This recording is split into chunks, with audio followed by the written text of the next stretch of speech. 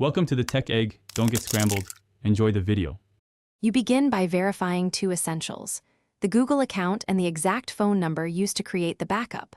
Once done, make sure you're on stable Wi-Fi, your phone is charging or above 50% battery, and there's sufficient storage to extract the backup. Now install WhatsApp from the Play Store, open it, and follow verification SMS or call prompts. When WhatsApp detects a Google Drive backup, tap Restore immediately. This fetches messages metadata and prepares media download. Once you tap Restore, WhatsApp requests permission to access your Google Drive and local storage. Grant those permissions so the app can download your chat database. While the app pulls the messages file, it validates backups against your phone number and account to avoid mismatches. Make sure you remain on Wi-Fi and do not interrupt the app.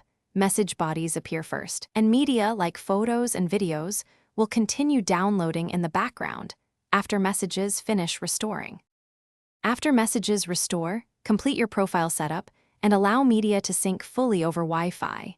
This may take time if you have many photos or videos.